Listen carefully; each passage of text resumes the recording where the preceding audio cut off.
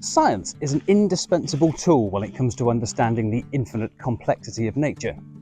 It allows us to test and prove what we think we already know, allowing us to undertake far more effective conservation work.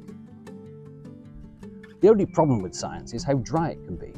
How many of us have listened to someone talking about climate change without really understanding what's been said or the implications of it?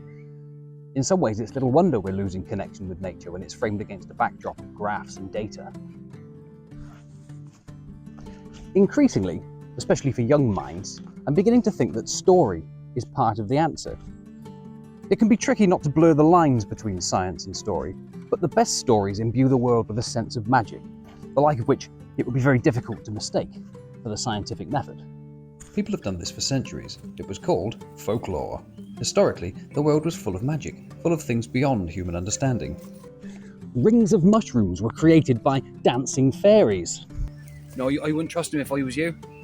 They're just as likely to steal you away as to help you. Terrifying creatures lurked in ponds, ready to leap out and drag unsuspecting children in. I met Jenny Greenteeth down the pub. Right nasty piece of work. Magic worlds are scary worlds. Worlds with a frisson of terror.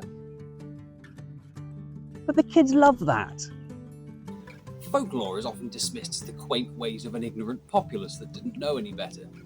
You what, mate? Here I am, gathering some chicken in the woods for my lunch, and you're throwing that my way? And yet, in some ways, to argue whether the herbal remedies worked, whether swallows did overwinter on the bottom of ponds.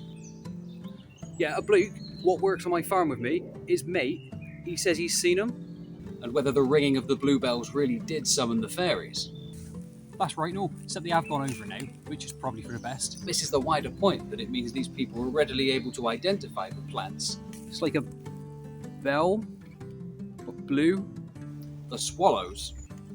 Yeah, mate, red throat and a forky tail, who don't know that? And to know which shrub blackthorn was. Spiky one with the slows on, innit? This week we're encouraging creativity around nature. So why not take a leaf out of Aesop's book? Write a story about some wildlife behaviour that you've seen and maybe don't fully understand. For example, why do the mayfly dance? Maybe they've been enchanted to dance for the rest of their lives. Why does Jay steal acorns from squirrel? Oh, the squirrel ain't said something about the Jay's mum, has it?